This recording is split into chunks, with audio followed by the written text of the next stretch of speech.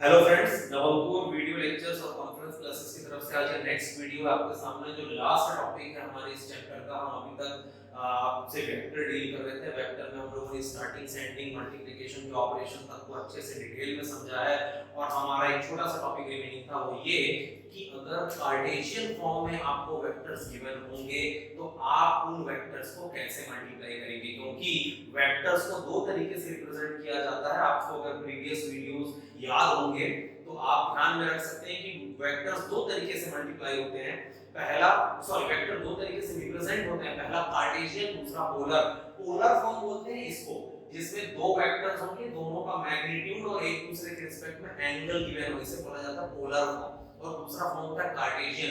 Cartesian form उसे बोलते हैं जिसमें आई कैप, जे कैप और के कैप के फॉर्म में आप वेक्टर्स को रिप्रेजेंट करते हैं।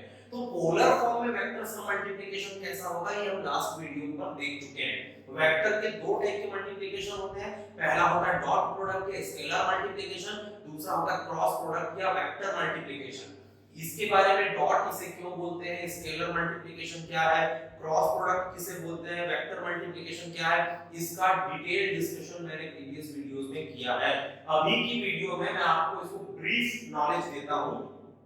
दो वेक्टर अगर पोलर फॉर्म में है v1 एंड v2 तो इनका डॉट प्रोडक्ट होता है इन दोनों के मैग्नीट्यूड के प्रोडक्ट के साथ में cos of angle between them, और इनका क्रॉस प्रोडक्ट होता है दोनों के मैग्नीट्यूड के प्रोडक्ट के साथ में sin of angle between them. Dot product में कोई डायरेक्शन मेंशन करने की जरूरत नहीं होती, क्रॉस प्रोडक्ट में डायरेक्शन मेंशन किया जाता है according to right hand thumb rule. तो यहां तक की जानकारी हमारे पास अवेलेबल है।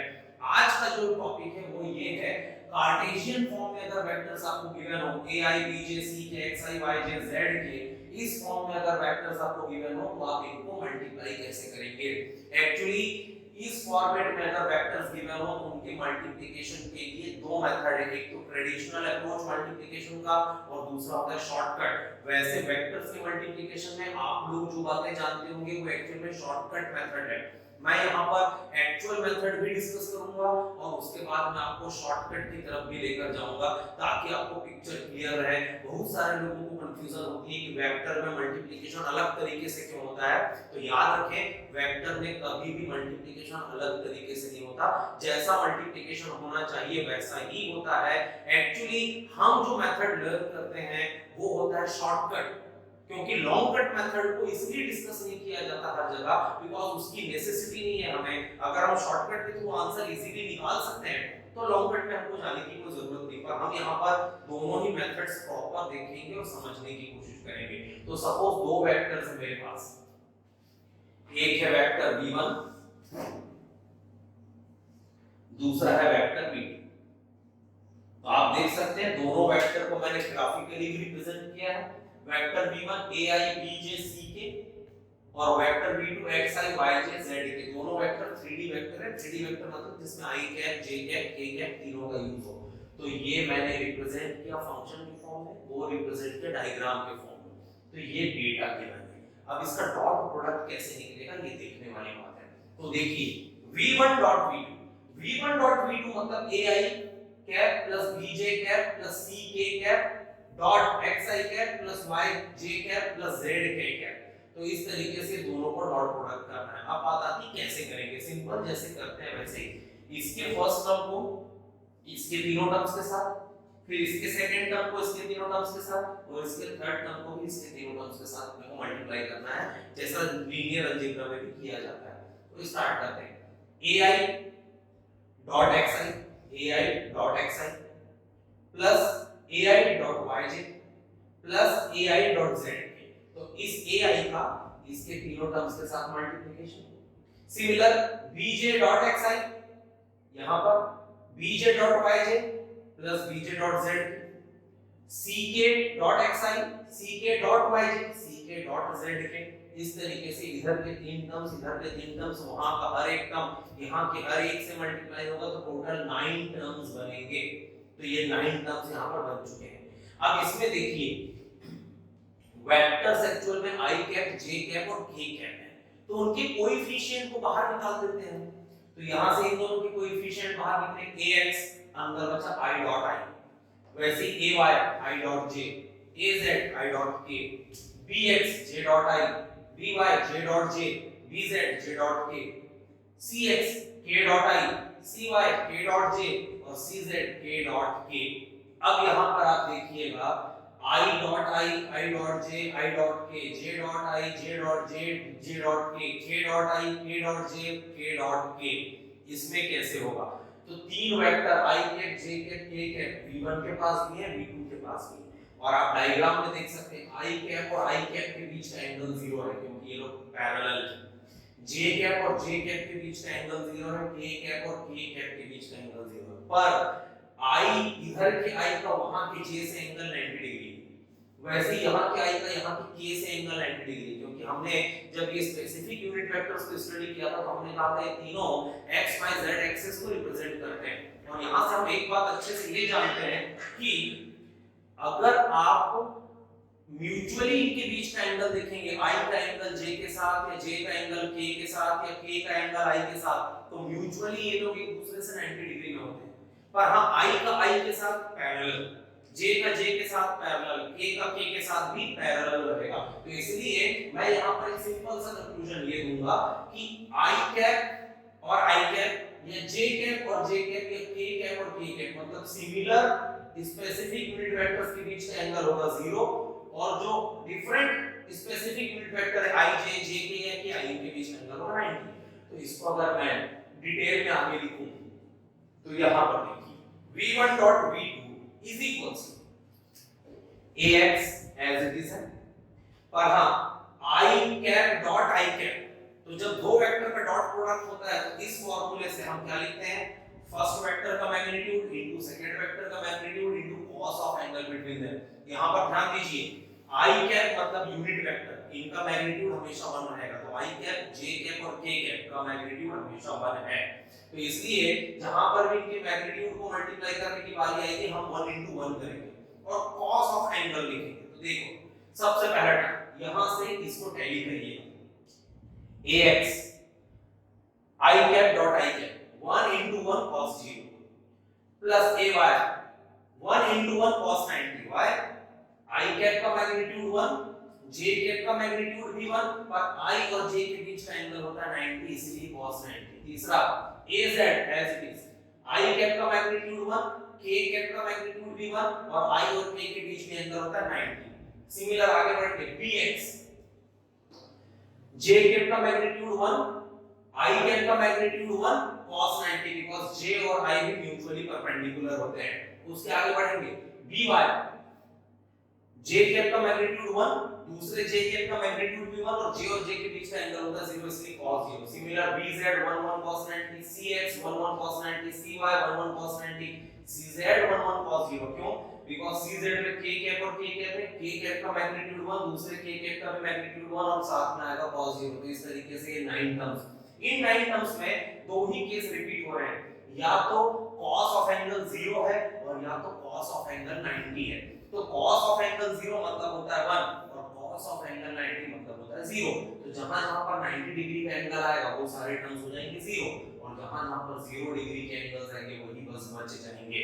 मैंने अंडरलाइन भी किया है, ax वाला टर्म, by वाला टर्म और cz वाला टर्म, ये तीन टर्म्स ही बाकी रहेंगे क्योंकि cos 0 की वैल्यू इन तीनों में आएगी 1, 1 into 1 into 1 is 1, तो यहां बचेगा ax plus by plus cz। तो v1 dot v2 आएगा ax plus by plus cz। But इतना सब करने के बाद एक्चुअल में 9 टर्म्स अवेलेबल थे हमारे पास और 9 टर्म्स के अवेलेबल होने के बाद भी हमारे पास आंसर में केवल 3 टर्म्स आए। तो देखने वाली बात ये है, एनालिसिस करने वाली बात ये कि ये 3 टर्म्स कौन से हैं। तो ध्यान से देखिए ये 3 टर्म्स हैं ax by cz, मतलब ये वो टर्म्स हैं जिसमें i jj और k के सिमिलर यूनिट वेक्टर्स मल्टीप्लाई हुए हैं।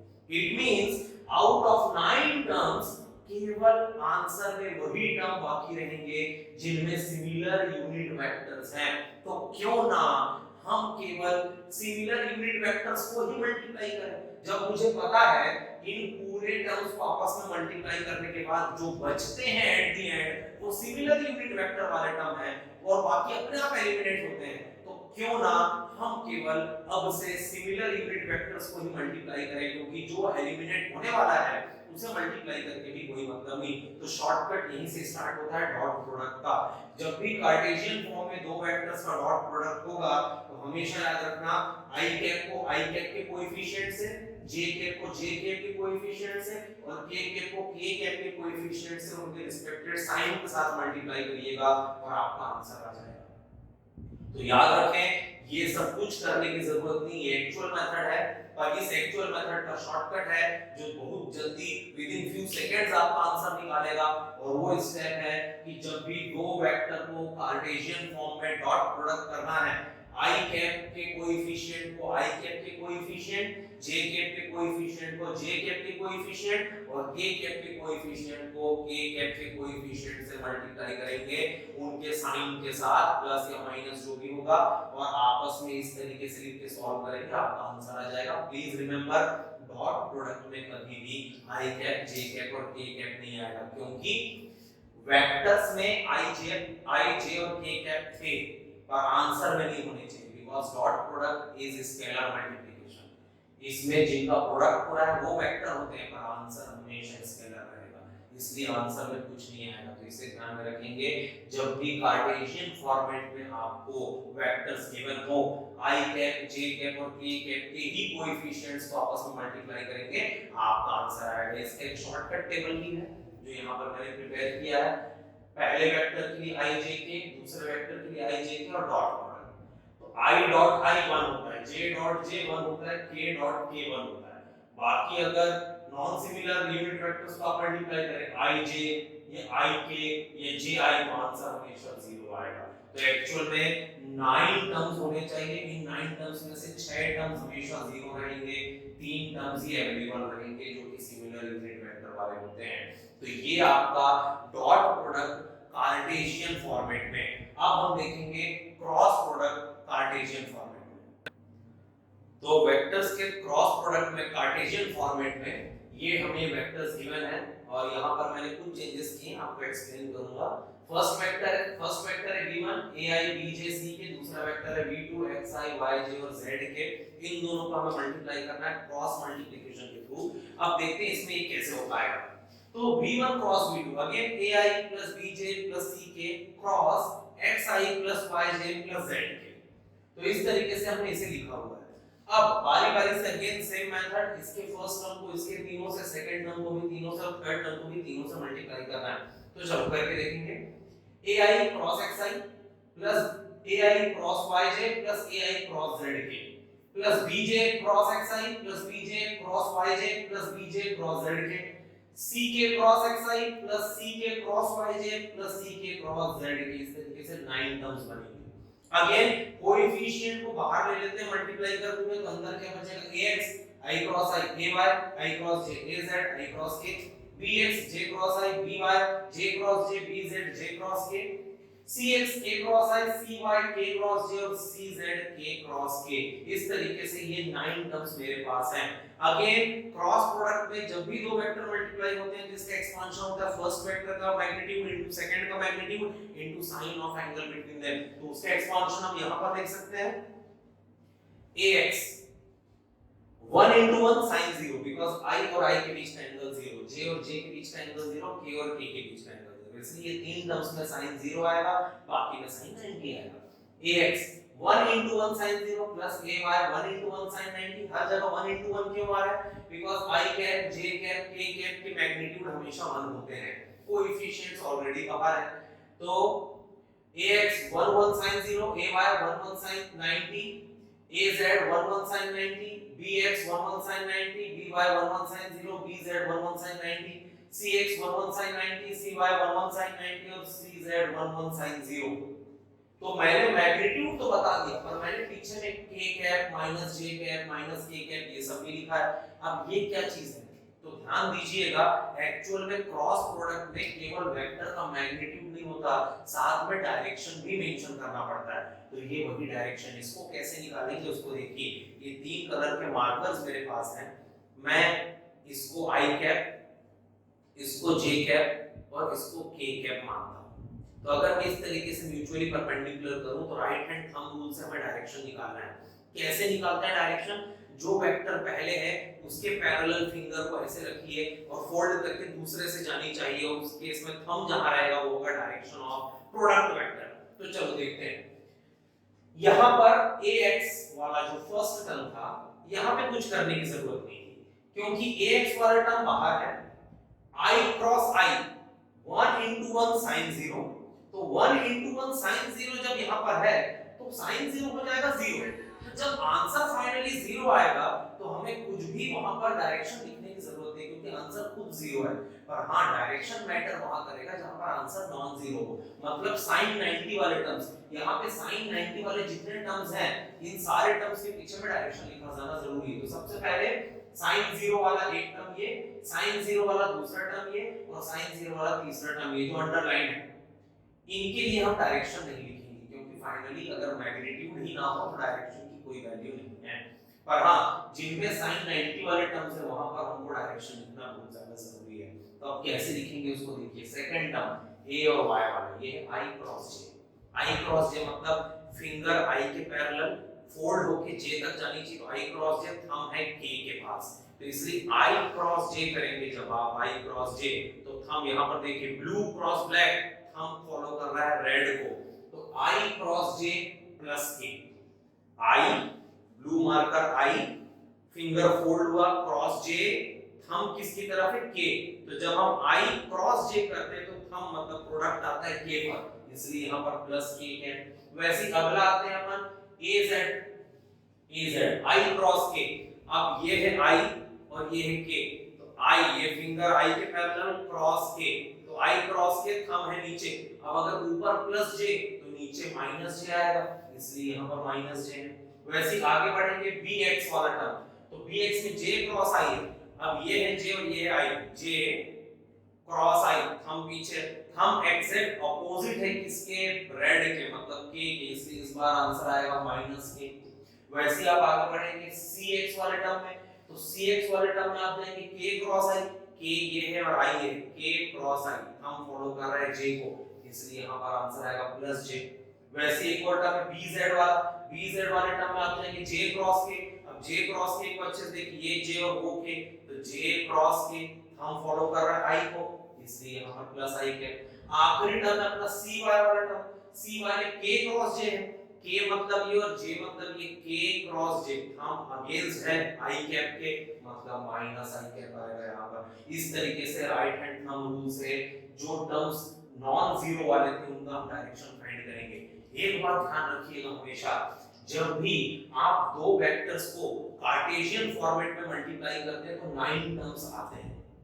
इन 9 टर्म्स में से हमेशा 3 टर्म डॉट के आंसर बनते हैं और रिमेनिंग 6 टर्म क्रॉस के आंसर बनते हैं। आपको अगर थोड़ी देर पहले डिस्कस किया गया डॉट प्रोडक्ट याद है तो आपको ध्यान होगा डॉट प्रोडक्ट में फाइनल आंसर में ये 3 टर्म बाकी थे, सिमिलर यूनिट वेक्टर्स वाले, और बाकी सब एलिमिनेट 0 हो गए थे।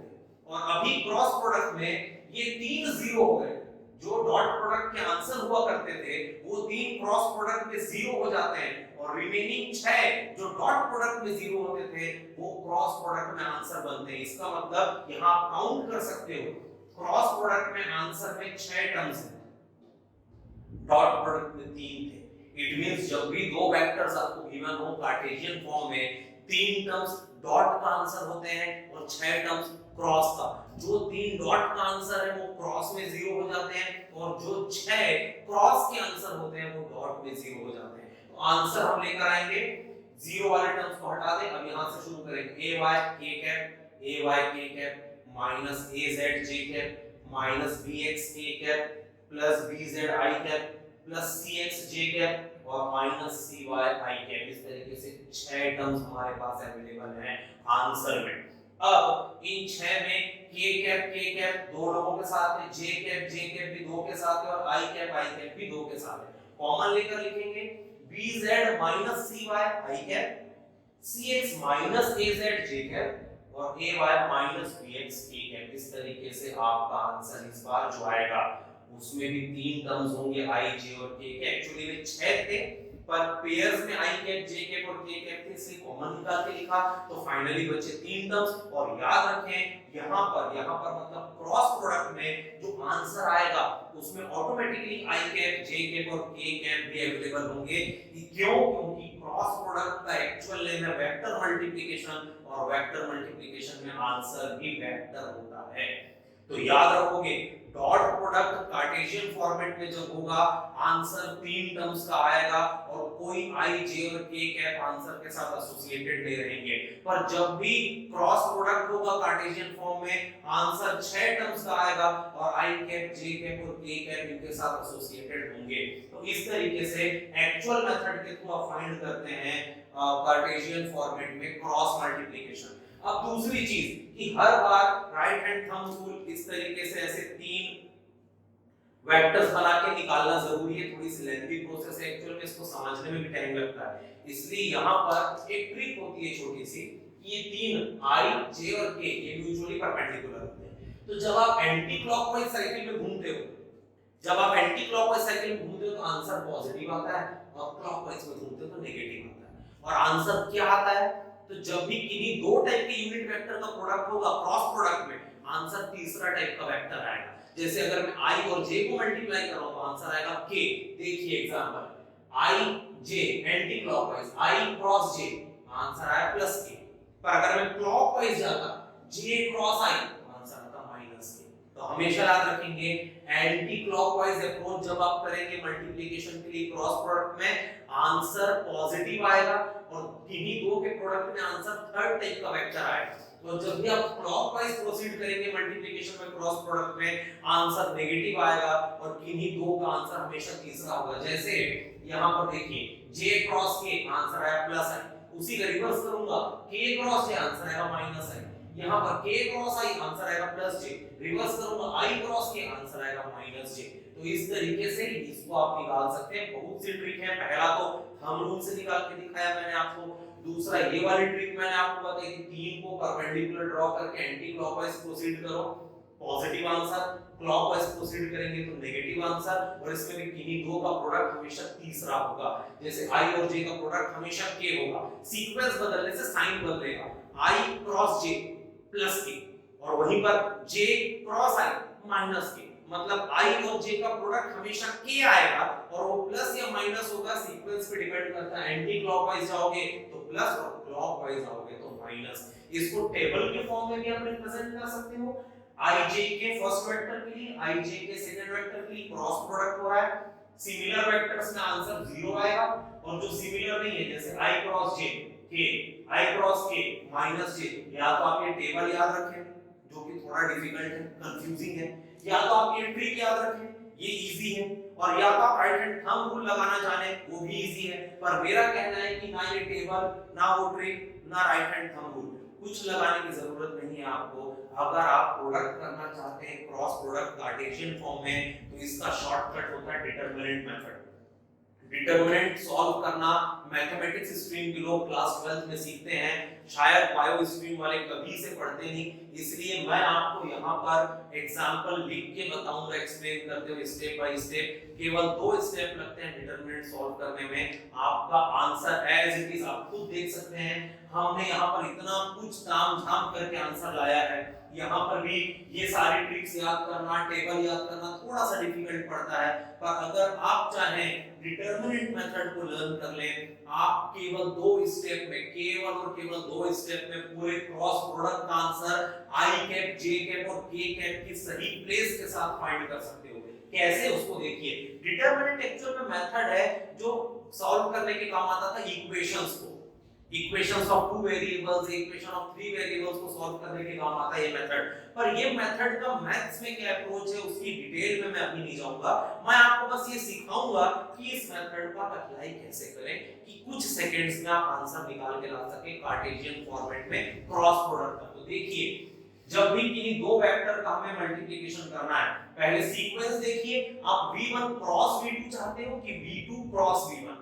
हमने एक्चुअल में एग्जांपल स्टार्ट ही किया था v1 क्रॉस v2 से, इसलिए शॉर्टकट में भी मैंने v1 क्रॉस v2 ही लिखा है। तो मैं चाहता हूं v1 क्रॉस v2 डन। अब डिटरमिनेंट मतलब दो खड़ी लाइन, आप ऐसी दो खड़ी लाइन ड्रॉ करिए, सबसे फर्स्ट इसमें 3 रो बनती हैं और 3 कॉलम। याद रखिएगा डिटरमिनेंट 2/2 का भी होता है, 3/3 का भी होता है, 4/4 का भी होता है, पर हमें क्रॉस प्रोडक्ट के लिए केवल 3/3 का डिटरमिनेंट चाहिए। तो इसलिए याद रखेंगे दो खड़ी लाइन ऐसे ड्रॉ करेंगे कि इनके बीच में ऐसे 3 और ऐसे 3 मतलब टोटल 9 कैरेक्टर्स आ सके। तो चलिए दो खड़ी लाइंस हमने ड्रॉ की। सबसे पहले लिखेंगे आई कैप जे कैप के कैप। सबसे पहली रो में आई कैप जे कैप और के कैप। अगर ये डन हो गया तो उसके बाद जो पहले है कौन है, पहले v1, उसके आई जे और के कोएफिशिएंट को आई जे के नीचे लिखिए। याद रखिएगा आई कैप जे कैप के कैप सबसे पहले आएगा, उसके बाद जो फर्स्ट वेक्टर है उसके कोएफिशिएंट्स आएंगे, उसके बाद सेकंड वेक्टर के कोएफिशिएंट्स आएंगे। इस तरीके से 3 रो कंप्लीट होगी। पहली रो में आई जे के, दूसरी रो में फर्स्ट वेक्टर के आई जे के कोएफिशिएंट, तीसरी रो में सेकंड वेक्टर के आई जे के कोएफिशिएंट। इस तरीके से डिटरमिनेंट डन हो गया। अब इसको सॉल्व कैसे करेंगे वो देखिए। तो डिटरमिनेंट सॉल्व करने के लिए सबसे इजी तरीका होता है जो मैं आपको बता रहा हूं। ये 3 कैरेक्टर जो हैं सबसे पहली रो की, इन 3 को लिखिए प्लस आई, फिर एक ब्रैकेट बनाइए, माइनस जे, फिर एक ब्रैकेट बनाइए, प्लस ये एक्चुअली आपको एक के पीछे एक लिखना है, एक के नीचे एक नहीं लिखना। मेरे पास स्पेस नहीं करके मैं एक के नीचे एक लिख रहा हूं। एक ही लाइन में आएगा प्लस आई ब्रैकेट माइनस जे ब्रैकेट प्लस के ब्रैकेट। तो आई और के सामने प्लस का साइन रहेगा, जे के सामने माइनस का साइन रहेगा। टेक्निकली मैं आपको एक्सप्लेनेशन नहीं दूंगा कि ऐसा क्यों है, क्योंकि आप एक साइंस स्टूडेंट हैं और आप केवल फिजिक्स में अप्लाई करने के लिए डिटरमिनेंट सीख रहे हो, तो आप केवल स्टेप्स फॉलो कर लीजिए। कभी हम फ्यूचर में मैथ्स की क्लास अटेंड करेंगे या आप हमारे फैकल्टीज का मैथ्स लेक्चर सुनेंगे तो आपको समझ आएगा माइनस साइन क्यों लिया जाता है। वो एक्चुअली साइक्लिक और अदर प्रोसेस पे डिपेंड करता है माइनस से प्लस लेना। पर आप अभी के लिए फिलहाल इसको याद रखिएगा, आई प्लस रहेगा, जे मिडिल वाला माइनस रहेगा और लास्ट वाला फिर प्लस रहेगा।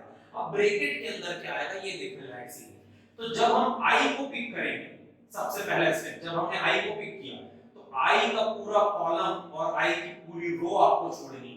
तो जब आई का पूरा कॉलम और आई की पूरी रो आप छोड़ देंगे तो ये 4 कैरेक्टर बचेंगे। इन 4 कैरेक्टर में लेफ्ट को राइट से मल्टीप्लाई करना है ऊपर से नीचे।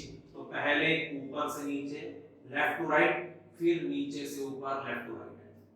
तो पहले ऊपर से नीचे, फिर नीचे से ऊपर और बीच में माइनस का साइन। तो b into z, bz minus y into c, cy। वैसे अगला स्टेप आएगा j को जब आप पिक करोगे, तो j को जब आप पिक करेंगे तो हमको j का पूरा रो और j का पूरा कॉलम छोड़ना है। तो j का पूरा रो हो गया ये और j का पूरा कॉलम ये, बचे 4 कैरेक्टर 1 2 3 एंड 4। अगेन इसमें भी लेफ्ट ऊपर से राइट नीचे a into z, minus left नीचे से राइट ऊपर c into x। अब आखिरी कैरेक्टर k, तो जब k को आप पिक करेंगे तो अगेन k का पूरा रो और k का पूरा कॉलम छोड़ेंगे आप, तो आपके पास 4 कैरेक्टर बचेंगे ये। और इसमें भी लेफ्ट ऊपर से राइट नीचे a into y, माइनस नीचे से ऊपर b into x। इस तरीके से आपका ये कंप्लीट होगा डिटरमिनेंट। अब इसको हम अच्छे से लिखते हैं सूटेबल वे में। ये तो हमने आंसर निकाल लिया। अब इसके बाद इसको लिखेंगे तो v1 क्रॉस v2। आपको देखिएगा मैंने आपको कहा था 3 स्टेप, 1 2 अब तीसरा। I cap bz minus cy, bz minus cy i cap plus, plus का साइन लगा लो, माइनस को कॉमन निकाल के। तो माइनस जब कॉमन निकलेगा तो j कैप प्लस हो जाएगा और इनके साइन आपस में बदल जाएंगे तो ये हो जाएगा cx minus az j cap और plus ay minus bx k cap. आप मैच कर सकते हैं जो आंसर एक्चुअल मेथड में यहां निकला था bz minus cy i cap, cx minus az j cap और ay minus bx k कैप। सेम आंसर शॉर्टकट में भी निकला है, फर्क बस इतना है यहाँ आप इतना लंबा चौड़ा सॉल्व करेंगे तो आपको मल्टीप्लिकेशन का आंसर पता चलेगा, वो भी तब जब आपके पास डायरेक्शन फाइंड करने की ये ट्रिक या ये टेबल अवेलेबल हो। और यहाँ पर आपने खुद देखा ना, मैंने राइट हैंड थंब रूल का यूज किया ना कोई भी दूसरे कॉन्सेप्ट का यूज किया। एक्चुअल में मैंने वेक्टर का कॉन्सेप्ट यूज ही नहीं किया, मैंने केवल डिटरमिनेंट से पूरा फाइनल आंसर वैसे ही फाइंड किया जो कि एक्चुअल वेक्टर मल्टीप्लिकेशन से आया था। तो याद रखें, अभी के लेक्चर में मैंने आपसे डिस्कस किया डॉट प्रोडक्ट एक्चुअल मेथड में कैसे होगा, क्रॉस प्रोडक्ट एक्चुअल मेथड में कैसे होगा, और डॉट प्रोडक्ट का सबसे इजीएस्ट शॉर्टकट क्या है और क्रॉस प्रोडक्ट का भी सबसे इजीएस्ट शॉर्टकट क्या है। याद रखेंगे, वेक्टर के मल्टीप्लिकेशन पर बेस्ड कॉम्पिटिशन एग्जाम में बहुत से क्वेश्चंस आते हैं और वहां बहुत जरूरी है कि आपको इनको शॉर्टकट मेथड के थ्रू फाइंड करते आना चाहिए ताकि आपका टाइम बचे और आप अच्छा एक्यूरेट आंसर कम से कम टाइम में निकाल पाएं। तो ये था कंप्लीट वेक्टर अलजेब्रा आपके फिजिक्स के सेक्शन का, जो आपके लिए मैंडेटरी है आगे के चैप्टर्स को डील करने के लिए। और इस लेक्चर के साथ ही वेक्टर आपका फिनिश होता है। नेक्स्ट लेक्चर में हम स्टार्ट करेंगे काइनेमेटिक्स। Thank you. प्लीज हमारे चैनल को सब्सक्राइब करें, लाइक करें और ज्यादा से ज्यादा इस वीडियो को शेयर